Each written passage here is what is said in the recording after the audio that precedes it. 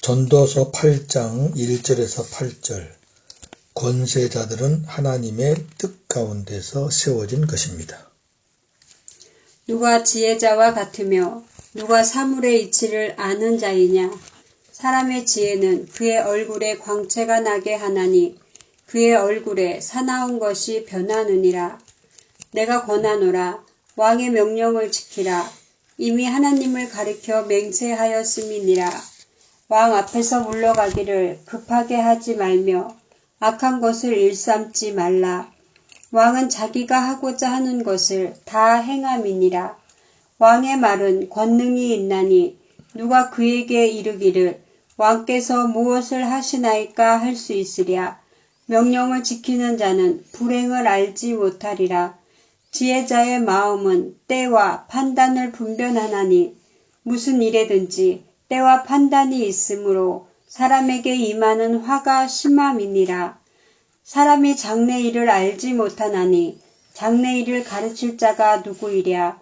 바람을 주장하여 바람을 움직이게 할 사람도 없고 죽는 날을 주장할 사람도 없으며 전쟁할 때를 모면할 사람도 없으니 악이 그의 주민들을 건져낼 수는 없느니라. 아멘. 오늘 말씀의 주제는 권세자들은 하나님의 뜻 가운데 세워진 것입니다. 그리고 내일 일은 오직 하나님만이 아십니다.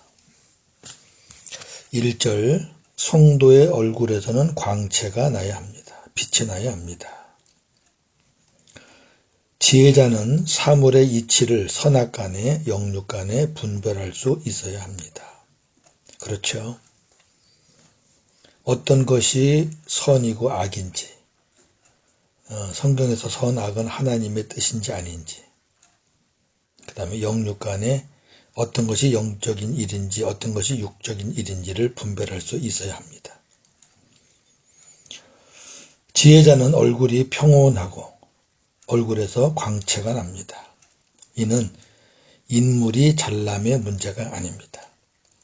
하나님을 모시고 사는 사람은 주님이 주시는 평안으로 심령이 평안하게 되고 얼굴도 빛이신 주님의 모습이 나타나게 됩니다. 모세의 얼굴에 광채가 나타나듯이 성도들의 얼굴에도 복음의 광채가 나타나야 합니다. 고린도후서 3장 12절에서 18절. 우리가 이 같은 소망이 있으므로 담대히 말하노니 우리는 모세가 이스라엘 자손들에게 장차 없어질 것의 결국을 주목하지 못하게 하려고 수건을 그 얼굴에 쓴 것 같지 아니하노라.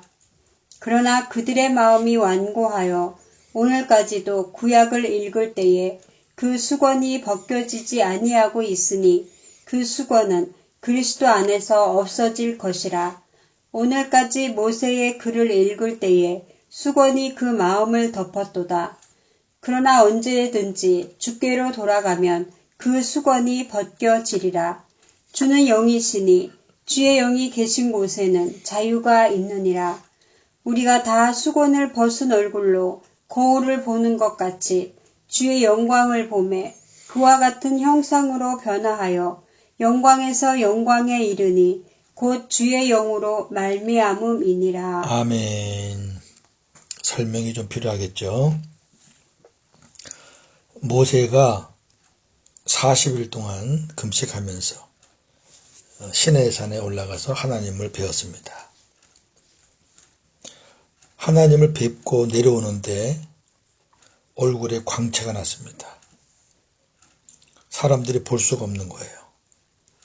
그래서 모세가 얼굴을 수건으로 가렸습니다. 그 광채는 장차 오실 예수 그리스도의 빛을 의미합니다. 사람들이 그 모세의 얼굴에 나타나는 그 광채를 보고 모세를 두려워하는 거예요. 사람을 두려워하는 거예요. 그래서 모세가 수건을 썼습니다.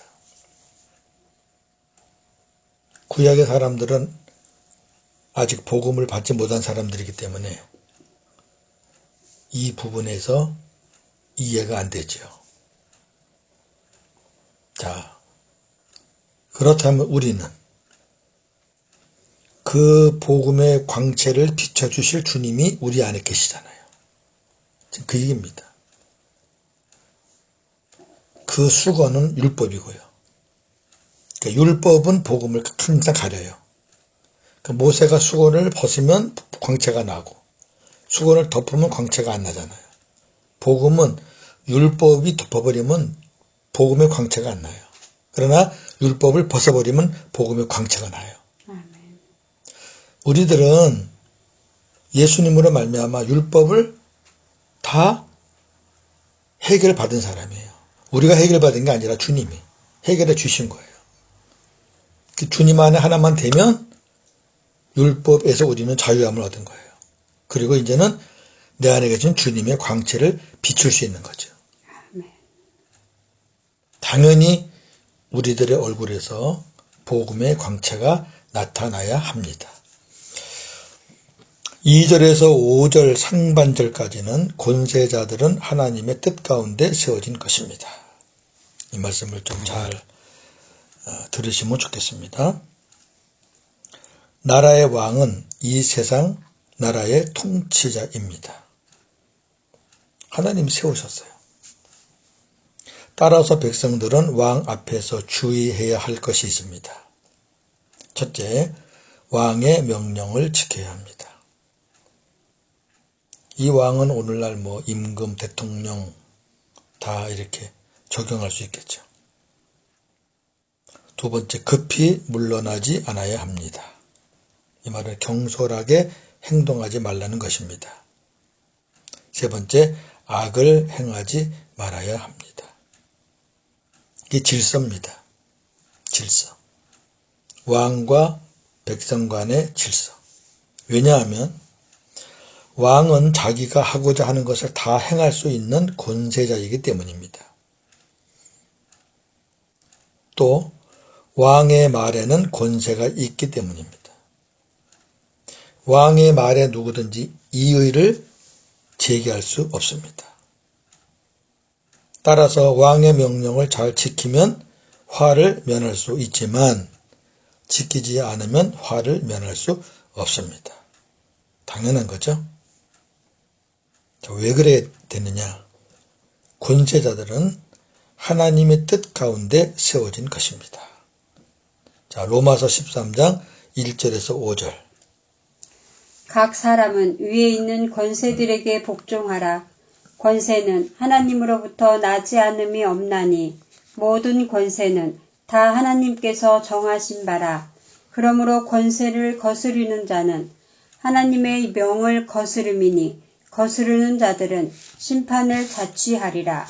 다스리는 자들은 선한 일에 대하여 두려움이 되지 않고 악한 일에 대하여 되나니 내가 권세를 두려워하지 아니하려느냐. 선을 행하라. 그리하면 그에게 칭찬을 받으리라. 그는 하나님의 사역자가 되어 내게 선을 베푸는 자니라. 그러나 내가 악을 행하거든 두려워하라.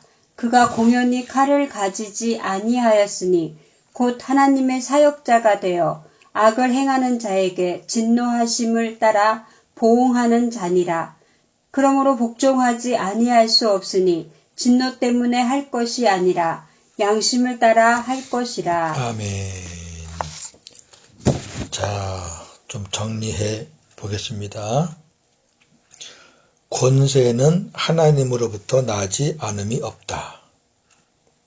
모든 권세는 다 하나님께서 정하셨다. 그렇기 때문에 권세자들에게 복종하라. 만약에 권세자를 거스르는 것은 하나님의 명을 거스르는 것이다. 왜? 하나님이 세우시니까. 그러면 거스르는 자들은 그 권세자들이 하나님을 대신해서 너희에게 심판할 거다. 그런데 그 사람들은 선한 일을 하는 사람에게는 칭찬을 한다. 그러나 악한 일을 행하는 사람에 대해서는 두려움의 대상이다. 그가 행하는 것은 하나님의 사역자, 하나님이 직접 심판하실 수 없으니까 그 권세자를 통해서 하나님이 사역하시는 거다. 그러니까 이 세상의 악을 제거하고 그다음에 선을 격려하고 칭찬하려면은 이런 권세자가 있어야죠. 하나님의 사역자가 되어서 악을 행하는 사람들을 심판하고 그들에게 진노하기 위해서 하나님이 당신 대신 세워놓은 자가 권세자입니다. 복종해야죠. 사람에게 복종하는 게 아니라니까요. 자, 중요한 게 있습니다. 그러나 5절입니다. 복종은 하는데 진노 때문에 하는 게 아니라 양심을 따라 해야 된다. 이게 중요합니다. 벌을 받을까 봐 무서워서 복종해야지. 그거 아닙니다. 양심을 따라 하라는 겁니다. 하나님이 주신 양심이 있잖아요. 세상 사람들은 세상에 일반 양심이 있습니다. 자연인의 양심, 자기 판단, 자기 기준, 자기 생각, 그게 양심이에요. 거기에 따라서 복종을 하든 안 하든 해요. 그러나 우리 그리스도인들은 내 양심이 아니에요. 주님의 마음이거든요.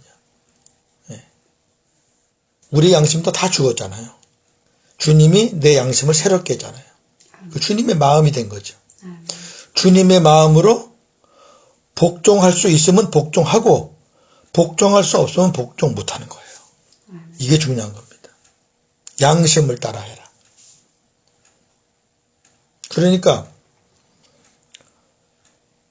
권력자들이 선을 행하고 백성들을 사랑하고 하면 기쁜 마음으로 따라야죠. 그러나 그 반대가 되면 따르지 못할 수 있고 저항할 수 있죠. 그러니까 때와 시기를 잘 분별하라는 거예요. 판단도 분별하고. 자, 세상 사람들은 눈에 보이는 왕을 바라보지만 우리는 그 왕을 세우신, 그 왕을 주관하는 만왕의 왕이신 주님을 바라봅니다. 고린도서 4장 18절. 우리가 주목하는 것은 보이는 것이 아니요 보이지 않는 것이니 보이는 것은 잠깐이요 보이지 않는 것은 영원함이라. 아멘. 우리 눈에 보이는 권세자들은요, 임기가 있어요. 잠깐이에요. 길어야 몇 년, 그 사람들을 계속 바꿔서 세우시는 분은 하나님이시거든요. 하나님은 영원하셔요. 그 사람들을 우리가 두려워할 건 없어요. 근데 안 두려워하려고 그러면은 우리가 악을 행하지 않아야 돼요.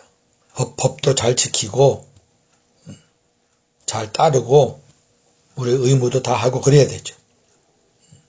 그렇게 행하지 않으면서 우리가 저항한다면 그것도 문제가 있는 거죠. 할 거 다 하면서 주님의 마음에 이건 아니다 싶으면 저항을 해야죠. 물론 저항하는 방법은 어떤 힘을 과시해서 하면 안 됩니다. 자, 이제 그런 부분은 또 한번 결론에 가서 한번 생각해 보겠습니다. 5절 하반절부터 6절까지 때와 판단을 분별하는 자가 지혜자입니다. 때, 시기와 판단을 분별하는 자가 지혜자입니다. 만사, 모든 일에는 때가 있고 또 어떻게 해야 하는가에 대한 결단이 필요합니다. 이게 판단입니다. 어떻게 해야 되나? 이럴 때는 어떻게 해야 되나? 저럴 때는 어떻게 해야 되나? 그 기회를 놓치면요, 시기와 판단을 잘못 분별하면 화가 임합니다. 자, 예를 들어 볼까요? 봄에 심고 가을에 거두어야 하는데 그 때잖아요. 봄에 심지 않으면 가을에 거둘 것이 없어요. 때를 놓치면 그만큼 손해가 많다고 말이에요. 말도 해야 할 때가 있고 또 금해야 할 때도 있습니다. 말도 조심해야 됩니다. 잘못하면 화근이 돼가지고요. 엄청난 화가 임할 수 있습니다. 때가 있어요. 그래서 바른 말, 아름다운 말은 쟁반에 옥구슬 같다 그러잖아요. 만사는 심는 대로 거두게 되어 있습니다. 이거는 만고불변의 법칙입니다. 심지 않고 거두려고 하는 것은 역사의 주인이신 하나님을 업신여기는 모독하는 것입니다. 갈라디아 6장 7절에서 9절. 스스로 속이지 말라. 하나님은 업신여김을 받지 아니하시나니 사람이 무엇으로 심든지 그대로 거두리라. 자기의 육체를 위하여 심는 자는 육체로부터 썩어질 것을 거두고 성령을 위하여 심는 자는 성령으로부터 영생을 거두리라. 우리가 선을 행하되 낙심하지 말지니 포기하지 아니하면 때가 이름에 거두리라. 아멘. 사람이 무엇으로 심든지 그대로 거두는 거예요. 이것을 만약에 우리가 뒤집어 놓으면 하나님을 없이 여기는 거죠. 그리고 자기 스스로 속는 거예요. 우리가 내 육신을 위해서 심어놓고 영적인 복을 받으려고 하지 마세요. 하나님을 없이 여기는 거예요. 육신으로 자기 의를 위해서 자기 욕심으로 하는 거는 다 그쪽으로 거두는 거예요. 그러나 우리가 하나님의 영광을 위해서, 성령을 위해서 복음으로 사는 것은 다 또 성령으로부터 영원한 것을 거둘 수 있습니다. 아멘. 여러분들은 지금 무엇을 심고 있나요? 7절, 8절. 내일 일은 오직 하나님만이 아십니다.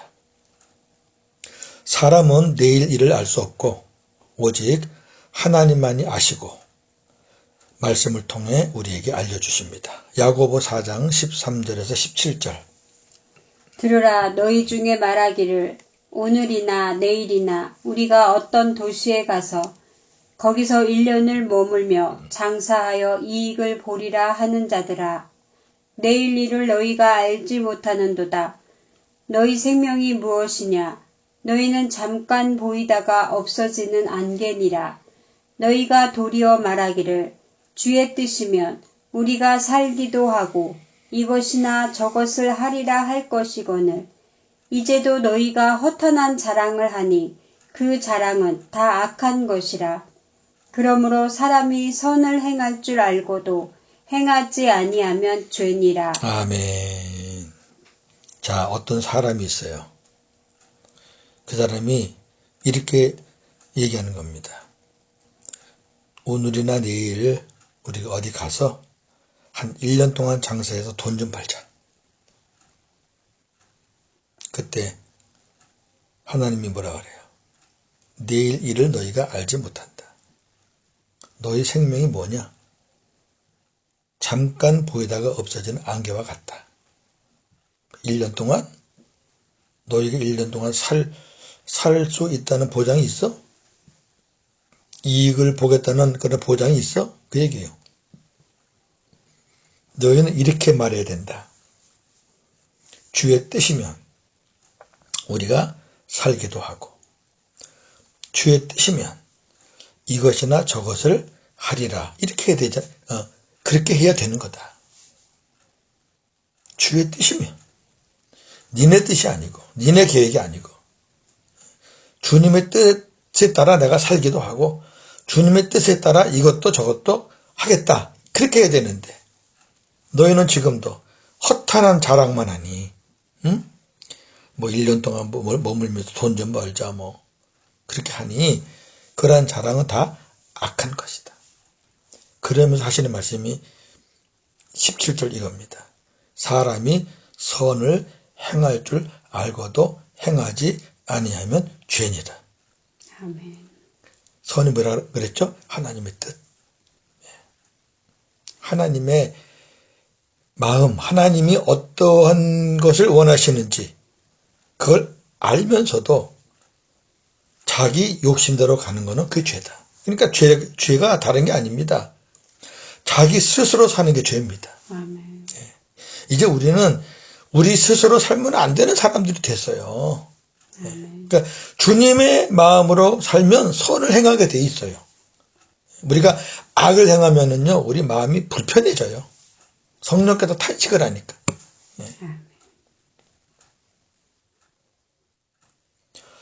부는 바람을 주장할 사람이 없고, 사람의 죽는 날을 주장할 사람이 없고, 일어나는 전쟁을 막을 수 있는 사람이 없고, 그리고 악을 행하여서 사람들을 잘 살게 할 수는 없습니다. 하나님만이 천지 만물을 주장하시고 사람의 생명을 연장하고 단축하시고 전쟁이 일어나게도 하시고 그치게도 하십니다. 권세자들이 백성들을 잘 살게 해준다는 명목으로 악행을 저지르지만 하나님의 뜻을 거스르는 자들은 결국 다 망합니다. 권세자들이 이래요. 명분은 뭐예요? 백성을 잘 살게 해주겠다. 그러면서 하는 행동은 악행이에요. 그게 하나님한테 통하나요? 정리합니다. 권세자들은 하나님의 뜻 가운데 세워진 것이므로 하나님을 두려워해야 합니다. 누가? 권세자들이. 예? 권세자들이 이 땅에서나 지가 최고의 권세자지. 자기 위에 만왕의 왕, 절대적인 권세자가 계시잖아요. 하나님을 두려워해야 합니다. 그리고 우리는 권세에 복종해야 합니다. 이 질서입니다. 그러나 진노 때문에 하는 게 아닙니다. 양심에 따라 행하는 겁니다. 예. 여기서 우리 그리스도인들이 잘 분별해야 됩니다. 권세자가 악을 행하는데 무조건 따라간다. 그럼 그 양심은 누구 양심입니까?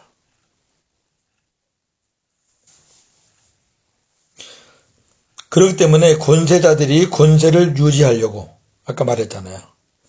백성들을 잘 살게 해준다는 명분으로 결국은 자기들이 권세를 유지하려고 악을 행한다면 먼저 양심으로 행하는 자들이 저항할 것입니다. 그렇죠. 당연한 거죠. 그리고 권세자를 세우신 만왕의 왕이신 하나님이 정리해 주실 겁니다. 역사가 증명합니다. 지금까지 악을 행한 권세자들의 결말을 보십시오. 하나님이 대가를 치르게 하셨습니다. 죽은 자들, 지금 감옥에 있는 자들, 권세자는 책임이 주어져 있습니다. 하나님이 그를 세울 때는 그만큼 그 사람에게 책임을 지어줬습니다. 그 책임을 감당하지 못함으로 백성들이 힘들어한다면 하나님이 반드시 대가를 치르게 하신다는 겁니다. 이거를 권세자들이 알아야지요. 내일 일은 하나님만이 아십니다. 내가 계획을 세우더라도 그 걸음은 하나님께서 인도하십니다. 잠언서 16장 9절. 사람이 마음으로 자기의 길을 계획할지라도 그의 걸음을 인도하시는 이는 여호와시니라. 아멘. 오늘도 복음으로 승리하시는 저와 여러분 되기를 주님의 이름으로 축원합니다. 아멘. 하나님, 우리의 얼굴이 평온하고 또 영광의 광채가 나타납니까? 사람들이 우리의 얼굴과 모습을 보고 하나님의 사람이구나 하는 것을 인정을 하고 있습니까? 모세가 받았던 그 광채는 잠깐이었지만 이제 우리는 빛 되시는 주님이 우리 안에 계시니 그 주님의 빛을 받아서 우리가 세상에 비출 때 하나님의 영광이 드러날 줄로 믿습니다. 권세자들은 하나님이 세우신 사람들입니다. 하나님이 권세를 세운 것은 나라의 질서 때문입니다. 당연히 우리가 권세에 복종해야 합니다. 그러나 그들이 악을 행한다면 우리는 기도하면서 주님이 주신 마음으로 행해야 합니다.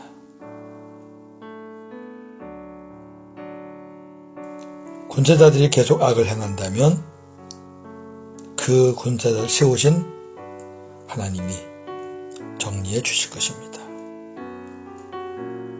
역사가 증명하고 있지 않습니까? 내일 일은 하나님만이 아십니다.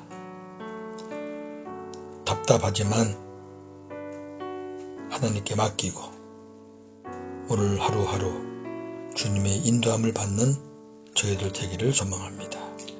오늘도 복음으로 승리하는 하루가 되게 하여 주시옵소서. 예수님의 이름으로 기도하옵나이다. 아멘.